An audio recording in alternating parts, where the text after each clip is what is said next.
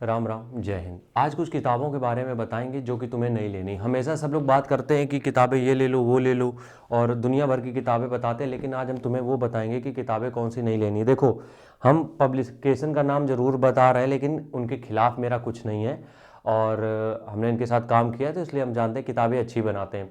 लेकिन हम पर्टिकुलर एक बुक के ऊपर हैं कि इन बुकों को लेने की जरूरत नहीं, क्योंकि इन बुक्स के सहारे अगर बैठोगे सिर्फ तुम 40% ही पढ़ाई कर पाओगे, 60% इसमें है ही नहीं। वो है गाइड बुक। अब देखो, मेरे पास दोनों है, यूपी पुलिस की तैयारी कर रहे हो चाहे सीजीडी की। ये है एसएससी जीडी की 2021 की, दिख रही है, ठीक है। और ये है यूपी पुलिस कांस्टेबल, ठीक है, दिख तो गई होगी। और ये प्रकाशन जो भी है अग्रवाल के हैं दोनों। और ये गाइड बुक है, ठीक है। ये क्या है, गाइड बुक। देखो इसमें क्या होता है, गाइड बुक में बेसिकली तुम्हें पुराने साल के पूरे पेपर और साथ में तुम्हें सब शिफ्ट में कितना दिया गया है, इन सब से कोई मतलब नहीं होता। इसमें सब दिए गए हैं लेकिन कोई लेना देना नहीं है। तुम्हें इसमें सारे सब्जेक्ट जो हैं वो पूरा एकदम मतलब कंपाइल करके दिए गए दोनों किताबों में। मैथ, रीजनिंग, हिंदी, सब कुछ कंपाइल करके दिया गया है। अब ये दोनों किताबें क्यों नहीं लेनी, मतलब चाहे यूपी पुलिस से हो चाहे एसएससी जीडी से हो, हम उसके बारे में बात करेंगे। देखो, सरकारी स्कूल जो है पहले पंडित क्लासेस था, लोगों ने बहुत भरोसा किया था, तो उस भरोसे को हम तोड़ेंगे नहीं, इसलिए हम चीज़ें बिल्कुल खुल के रखते हैं, ठीक है।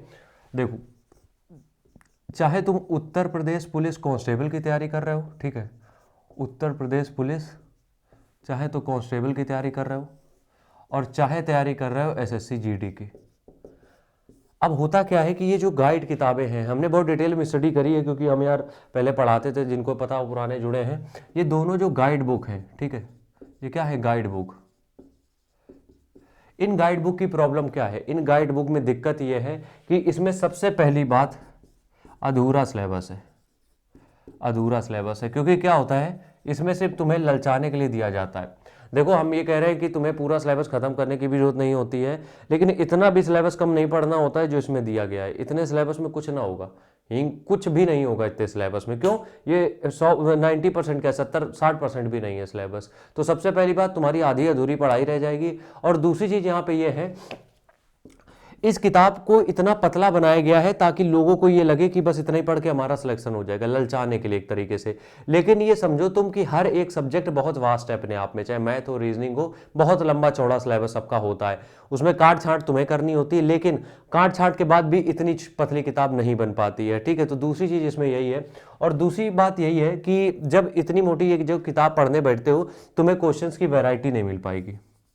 क्या होता है, क्वेश्चंस की वैरायटी जो होती है वो तुम्हें नहीं मिल पाएगी। वो क्यों नहीं मिल पाएगी, देखो, क्वेश्चन की वैरायटी इसमें इसलिए नहीं मिल पाएगी क्योंकि जो इसमें क्वेश्चन दिए गए ना, वो लिमिटेड दिए गए हैं।